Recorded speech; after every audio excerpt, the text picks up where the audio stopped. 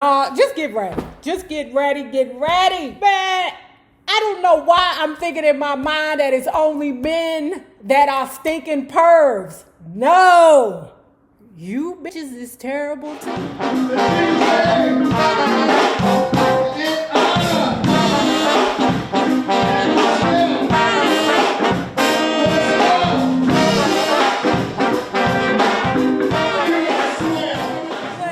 Hello there, bugs. Hello there, Bellas. If you have not already done so, please remember to like, share to Facebook, subscribe, and visit uptopbeauty.com for this black Childh00d hat. You can get the hat and the Michelle Lippy for $40. Yeah, we got a promo combo going on. We have the Childh00d hat in the black flower on black and the white flower on black. And if you are not already a part of this book club, please hit the Patreon link below or I'm having a hot flash, y'all, forgive me, or the join button here on the YouTube, and for a small monthly fee of $5, you babies, yes you, can be privy to all the shenanigans before the YouTube gets it, if the YouTube gets it. Now let's talk about, child, you know my baby Tina Turner then passed. Lord have mercy. Taking Back My Name by Ike Turner. Terrified that he had killed his stepfather, Ike jumped on his bicycle and cycled out of town. On Highway 61, he grabbed on to the back of a truck, which towed him at up to 75 miles per hour along the fast, straight road to Memphis. Little boys, something wrong with them. You ain't gonna catch no little girl holding on to the back of no truck going 75 miles per hour. You ain't gonna find that shit. Unless she old baby boo daddy. The stuff that my wife told me that she used to do, you know, like be the only girl in a bunch of boys and with no shirt on. The little boys then took their fucking shirt off. She thinks she's supposed to take her shirt off too. Trees, climb trees. Why? What's up a tree that you need to get? Do you know if you fall, you could have broke something? She didn't care. Unaware of the presence of his uninvited passenger, the lorry driver did not slow down. In the nick of time, Ike realized that he risked being crushed between the side of the truck and the wall of the cut.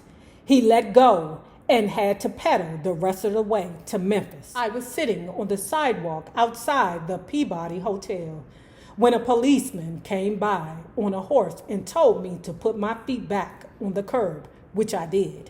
I was also across the street from the Hotel Clary, opposite the Peabody Hotel. I was so effing hungry, it was unbelievable. I went across behind the Hotel Clary.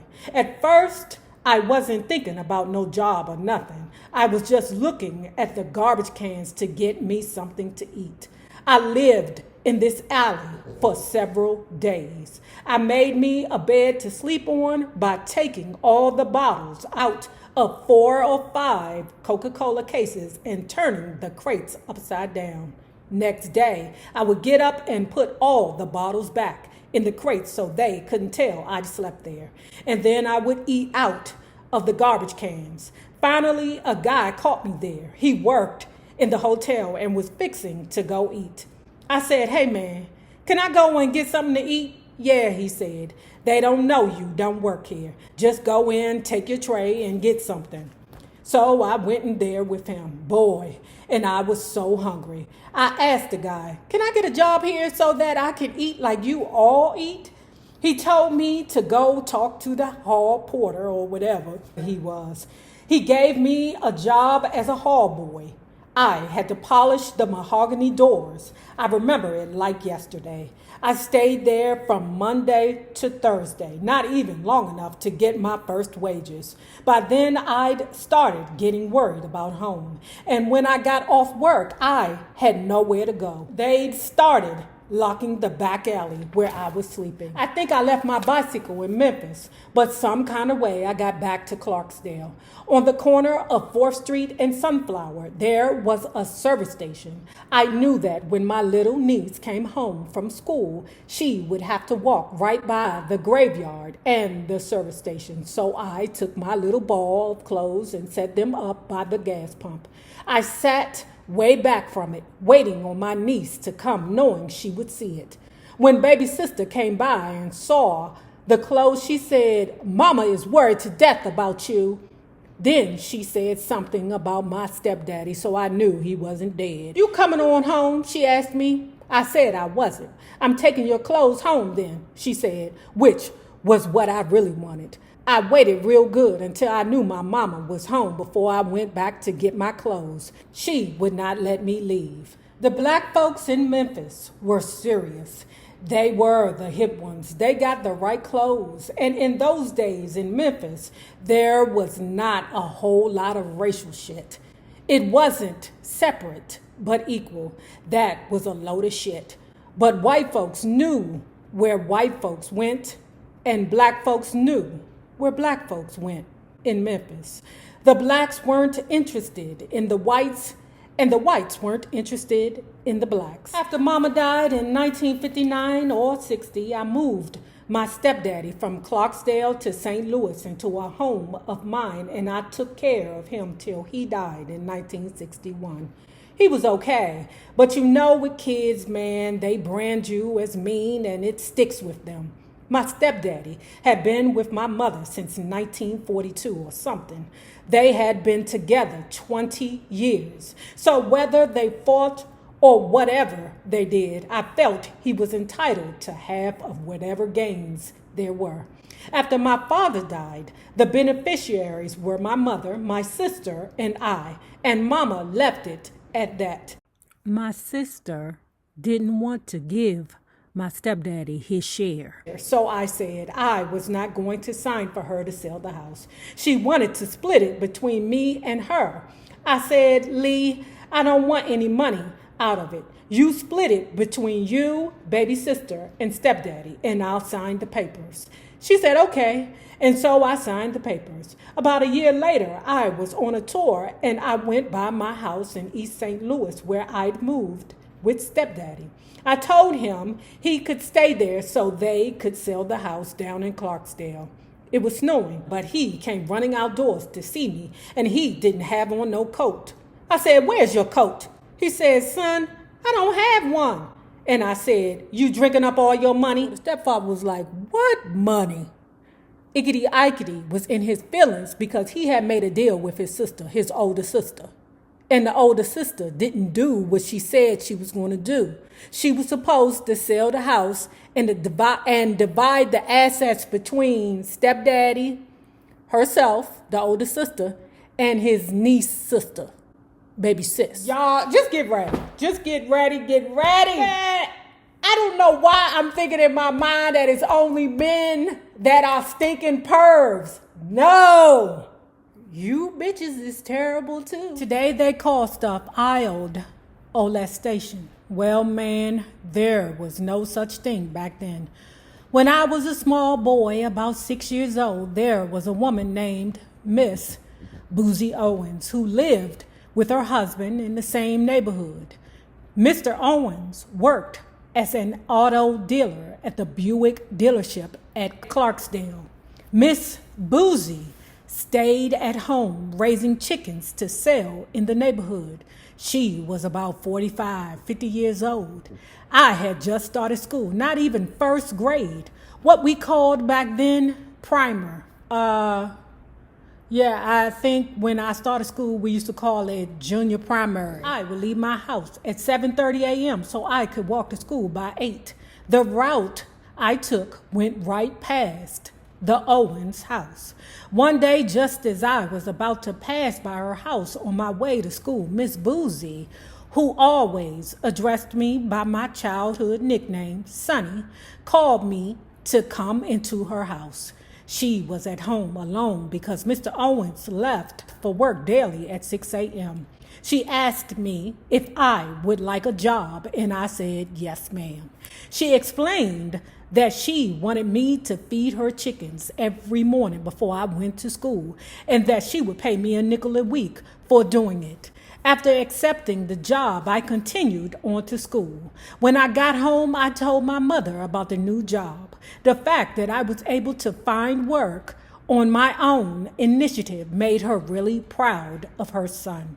So I stopped by every morning to feed the chickens and empty out the bottom trays under the wire mesh screen that the chickens stood on inside the coop. I guess because it was so early in the morning, Miss Boozy always had on her nightgown, which was made of this real thin see-through material that some window drapes are made of. After these chores became routine, Miss Boozy and I became very close. She was always very friendly. Danger. Danger. Oh my God, Miss. Oh, you dirty bitch. One morning, she came out and helped me with my job, and I finished early. She said, come on, Sonny, let me clean you up so you can go to school. When we both went back into the house, she removed her robe and washed up first. She still had on this nightgown, but while I'm standing there, man, I can see straight through this thing. Without the robe, her whole body was revealed to me, and as she stood with her back to me, bent over her face bowl, I could see the long hairs from her cat between her legs. Ugh! Ickety, was it gray? Was the cat hair gray? Was it a gray cat? She was standing with her legs spread wide apart, and I got a good look. After she finished and dried her hands, she asked me to come into the bathroom so that she could help me clean up as usual. But this time she asked me to remove my pants, and she helped me to unzip them, claiming that I had a spot on them. After Miss Boozy washed away the so-called spot, she set my pants down near the electric fan to dry. We walked into the bedroom and she sat down on the bed while I stood there in my underwear. As I stood in the middle of the floor, nervously fidgeting and not knowing what to do, she called me over to the bed. Miss Boozy reached out her hand and pulled out my pickle. Then she began squeezing it, which made it jump hard. She then leaned back across the bed with her cat at the forward edge of the mattress facing me. I was just the right height standing there, and she pulled the little boy inside of her.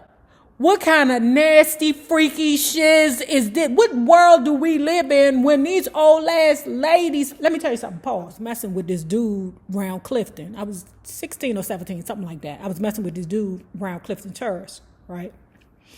Not this new Clifton Terrace that been regentified. I'm talking about the old Clifton Terrace. Ooh, we had a lot of fun around there. I don't know why, but it was this dude who used to put on this monkey suit and chase all the girls around. That shit was fun as hell. It was fun. I almost died running from that monkey. Okay, I'm sure they had not a monkey suit, but it was like a gorilla suit or something. And baby, it was hot outside. I'm like, why that little boy ain't pass out? But I never knew who it was. And then my boyfriend would be like, hey, don't chase that one. Because he almost gave me a heart attack. I was running like away from that monkey. Okay. So anyway, when we was down there, it used to be this other young boy. He was like cousins to, because BFF was messing with my boyfriend's brother, okay? And her boyfriend's brother had a cousin. And the cousin was like 12, okay? And I have no idea why. But this 12-year-old little boy, well, at the time, I didn't have no idea why, okay? But this 12-year-old little boy had women going, hey, blah, blah, blah. And I was like, hey, little boy, why all these ladies always, is that his mama? Is that his sister? Is that his auntie? My dude explained to me that all these old ladies is chasing behind him because he got a big pickle. And I'm saying to myself, why do they even know that this little boy got a big pickle? How did that information even get out there? But this little boy was very young, knocking down them old ass ladies. And I just asked BFF recently, I was like, why did we even know that he had how did that even happen? And I would suppose that this kind of is the situation that happened with Ickity Ickity. Like, them old ladies could see this little boy's print, okay? And being as though she 45, 50 years old, her husband probably about the same age. The pressure ain't what it's supposed to be. So it ain't, jumping like or he ain't getting the chubby like he used to. Okay. Oh my God. I think I'm gonna throw up. This was the beginning of Miss Boozy teaching me what X was all about. From then on, it became a daily routine. First, I did my chores and then received what I would call the lessons. After doing this for weeks, I finally got to the point where I began actually enjoying it, because by then I had learned to follow Miss Boozy's feelings and movements. She would be moaning and groaning, finally releasing a loud grunt, which I realize now, of course, was her reaching her organism with a little boy. Them old ass ladies was plotting on that little boy. Oh, you nasty bitch, you. I found that Miss Boozy's teachings have been very helpful to me in actual relationships with women throughout the years. Yeah. Because there's a lot of women that knew that Ike Turner was with the Tina Turner, Tina the Turner, and they still wanted a piece of him. And that's because word had got out, because they said that the Ickity Ickity was a very accomplished man. Ooh. A few years later, my sister Lee Ethel Knight used to hire a babysitter to come and stay with us whenever she went out. This girl, who we used to call Little Sister, was only about 9 years old. I used to get with Little Sister and try out all the moves. We were often caught by Miss Hattie B., who still lives on the corner of Magnolia and Washington in Clarksdale. She would beat my butt. One time, Miss Hattie B. found us under Little Sister's house. I saw her big ankles, but when I tried to raise up off Little Sister, I was stuck in my butt. Hold on. So he was stuck in his butt by a nail or something, so he couldn't get out in time. Every time I struggled to get free, the nail would poke me deeper and deeper. After a few minutes, I was able to disentangle myself and went home.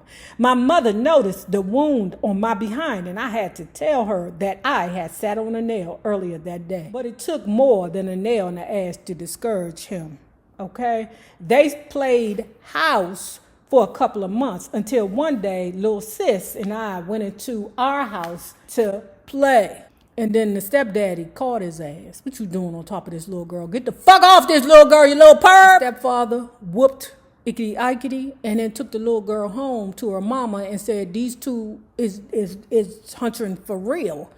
And the mama whipped the shiz out of the little girl. So they both got whoopings, but they ain't stopped Ickity Ickity from, going to his next victim, which was another old ass lady. Another incident happened later that year. When we walked to and from school, we used a smooth, well-worn pathway that cut right across the front of a row of shotgun houses. A woman named Irene Woolfolk lived in one of these, and she used to sit on her porch every afternoon as we passed by on our way home. Miss Rennie, that's Miss Irene, as I called her, would sometimes send me to the store to get stuff for her as I came by. She would always give me 2 or 3 cents or some candy. Her husband died, and she needed someone to cut firewood for her. How much you want to bet that other Miss Boozy freak-a-leak bitch didn't tell Miss Irene about Ickity Ickity and his possibilities? At first, my friend Ernest Lane and I were doing it for free. Then Ernest joined the army, and that left only me to do the job. Miss Rennie was a short, very black woman, and thinking back, I would say that she was a pretty nice-looking woman, too. She was perhaps middle-aged, her dark hair mingled with touches of gray, giving it a salt and pepper look. She wore her stockings without a garter belt, twisting them into a knot at the top and then rolling them over. Miss Rennie had a big old ass, so big that when she bent over to remove the ashes from the stove in her kitchen, her dress would ride up. One day, she turned round just in time to catch me bending over to steal another peek under her dress. She whirled around quickly and said, "Sonny, I'm going to tell Miss B, that's my mother, on you trying to peep under folks' dresses." I was scared, but guess what?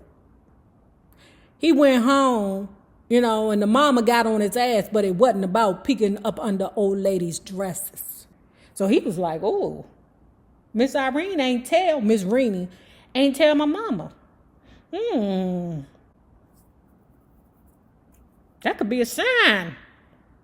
Hi, Miss Irene." After that, Miss Rennie got real friendly with me. She was always smiling at me and would playfully address me as "Sonny, you little bad nappy-headed boy." Miss Rennie would sit on her front porch in a swaying back and forth. As she swung, the breeze would lift her dress. Child, one day, she ain't pull the dress back down.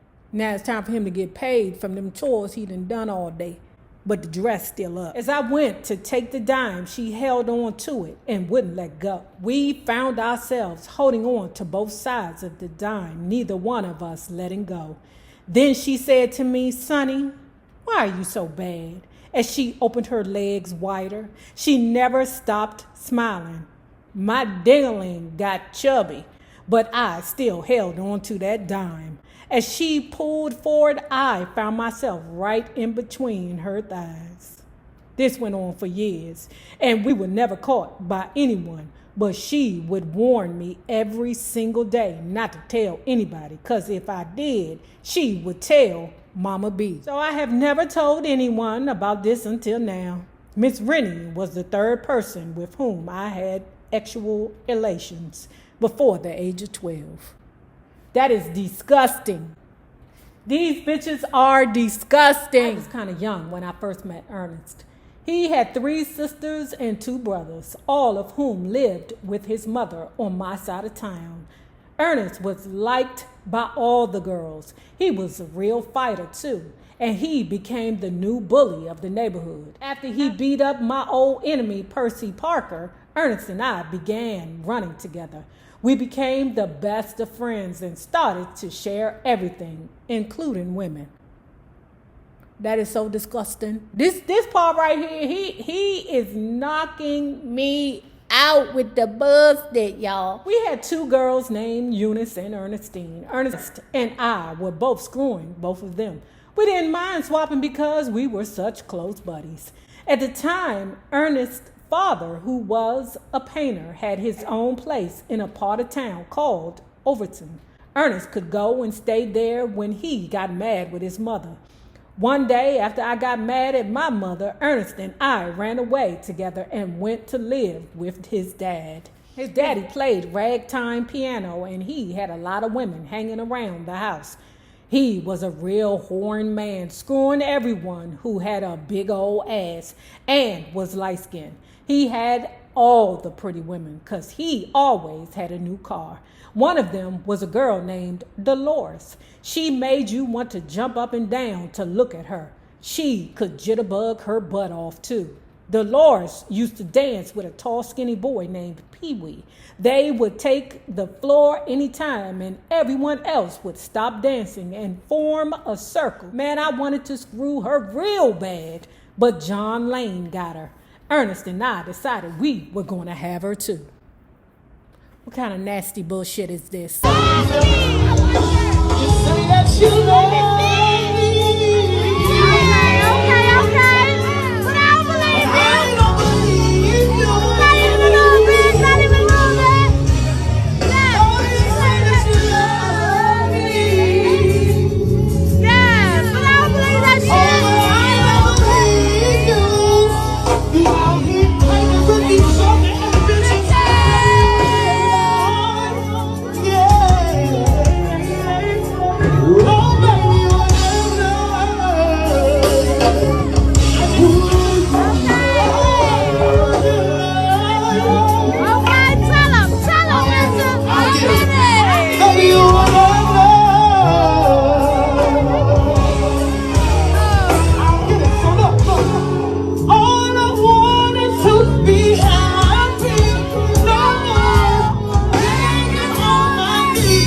Whoa.